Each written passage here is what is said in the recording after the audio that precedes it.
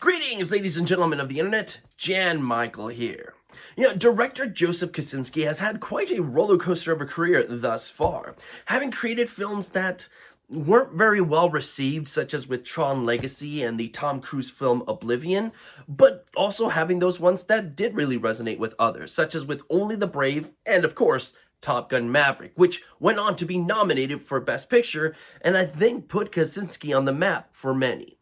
It only makes sense to follow up that last work with F1. I mean, after all, you're just swapping one cockpit to the other. So does F1 continue that fantastic work that he did with Top Gun Maverick? Or is the sense of wonder and mystique gone and replaced with just another generic piece of work? Well, spoiler alert, F1 did get into Best Picture, so I'm assuming many people consider it to be the latter half. But what do I think? Well, let's dive on in and find out.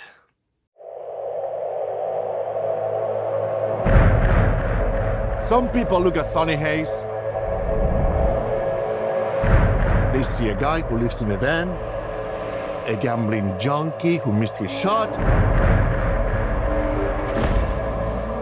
the best that never was. But I see possibility.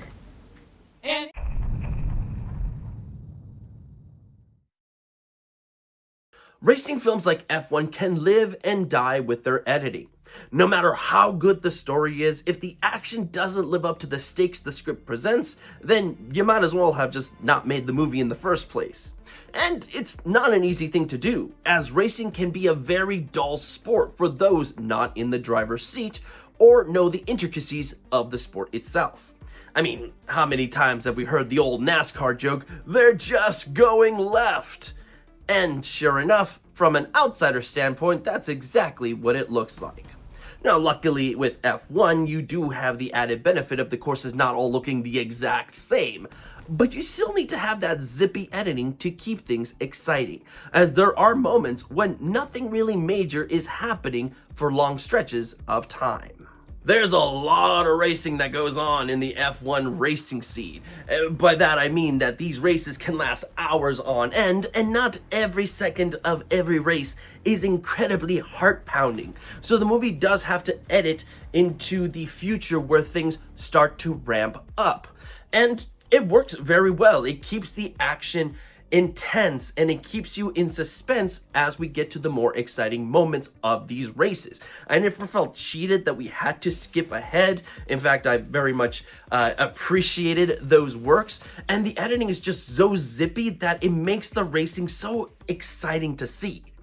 Now, I guess you can make the argument that outside of the races where the editing is just, generic, or it's just like any other film, but I think to say that, you're kind of missing the whole point of the film. So in the editing format here, we have a very good job done, and I really liked what they did with it.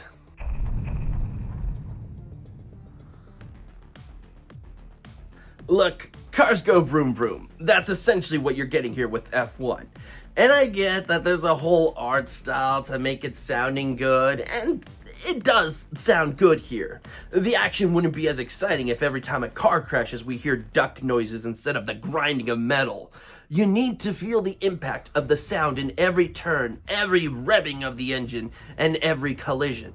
There was a reason that racing and cars in general send shivers down people's spines. It elicits a coolness within us that I can appreciate. But end of the day, it's still cars going vroom vroom.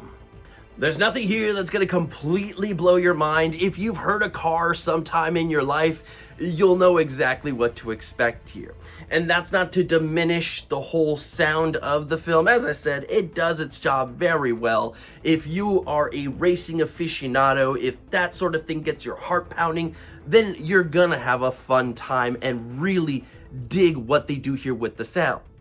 But if you're like me, who's never really gotten a boner for the whole cars and racing and sound of it all, then this might leave you somewhat underwhelmed, or at the very least, not really think much of it. So take that into consideration before going to see the film.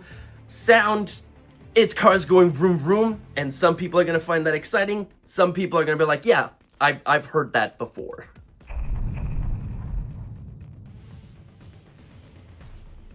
Well, damn, I was completely fooled here.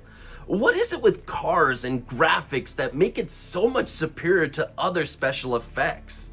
Even in video games, titles like Forza and Gran Turismo look so much superior to AAA titles. And yes, that trend does continue here with F1, where I didn't even realize that half the things I was watching were all visual effects. In fact, when I first heard the visual effects nomination possibility for F1, I thought it was just gonna be because of like the background shots, like the crowds or the locations, but the actual races themselves? Again, damn, I was completely fooled. Seriously, just take a look at the behind the scenes film of the visual effects and you'll see how far they go with it. I mean, sometimes, like, it's the main car that is in the shot and all the background ones are all like CGI.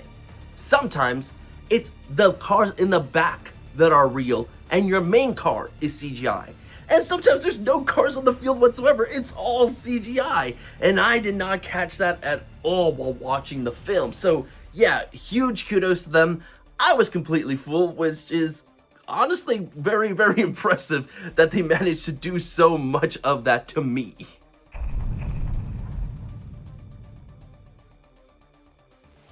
Whoa, let's slow things down here because there are many components to the film that I've just not been able to speak about yet, which sometimes comes when I'm doing reviews where the film is only nominated in the below the line categories. So let's go ahead and take a look at some other aspects of it, including the things that I was not a big fan of. Let's start with story. Brad Pitt plays Sonny Hayes, a former Formula One prodigy that ended his career after a serious crash. He's approached by his friend and former teammate Ruben Cervantes, played by Javier Bardem, to join his team in a bid to win one of the upcoming Grand Prix races, which if he fails to do, Ruben will end up being forced to sell his team by the investors.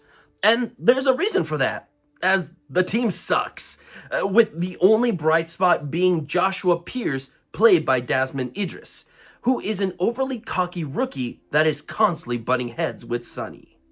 The story here isn't great. It's just dressing to get to the exciting races, which is really all you're going to be caring about, because these characters are freaking archetypes that you've seen a million times before.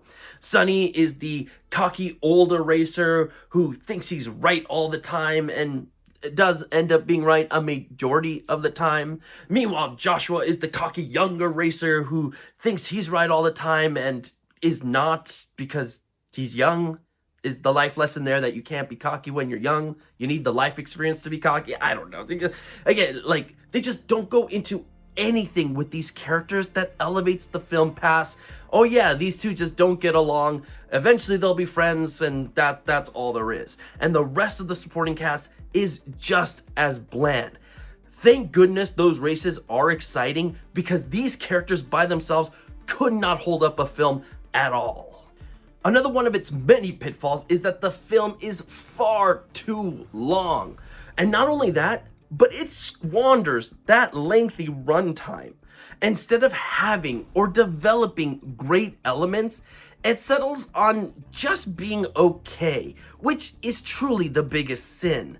Why couldn't we have more of a teacher-student relationship develop between Sonny and Joshua, instead of seeing them just constantly bicker all the time?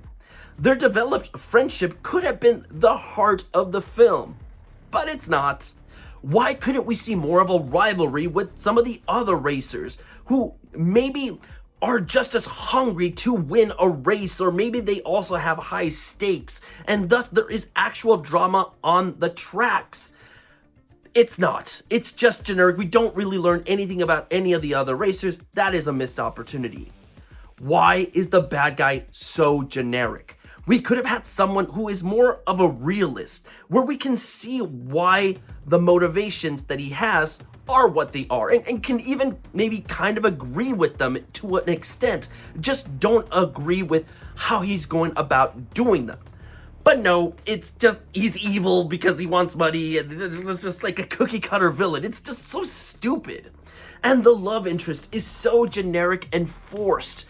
instead of having a more powerful presence, given what she is in the film. She has an actual role in the races, and she barely contributes anything to the races themselves. She's just there to be a love interest. These are all wasted opportunities, and that is a shame, because you could have had something amazing here, and they squander it all.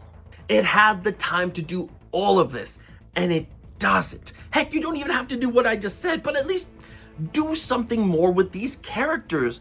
As of right now, the structure is introduce them butting heads. Then we have a race. Another argument between the characters. Have another race. A little bit of love romance here. Another race. And it's just over and over and over these same damn scenes. And it just gets tiring after a while. And it's boring. These characters are so boring.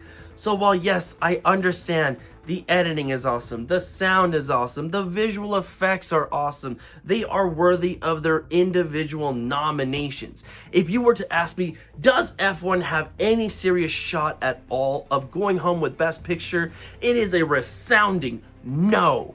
This has the least amount of chance of winning out of any of the Best Picture nominees, at least in my opinion.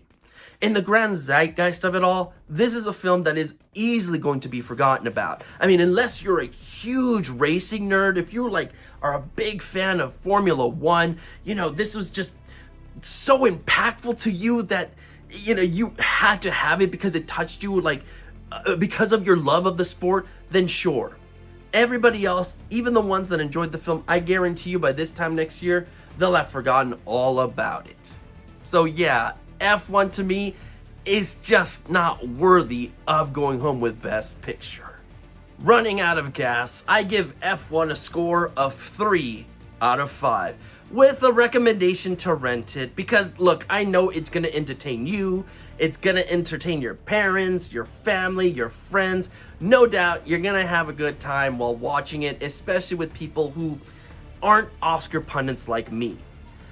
And if that is what you really wanted to see in a film, just racing with generic characters, cool, go for it, be happy. I'm giving it a rent recommendation because I know that's what a majority of people want. But if you want something more out of a film, if you want some characters with your characters, if you want some interesting drama, if you want some great romance, if you want a movie that's not just about the racing and everything else falls by the wayside, this is not the product for you. Make the pit stop if you want, but I'm personally pulling out of this race. I'm offering you an open seat in Formula One. The only place you could say, if you win, you are the absolute best in the world.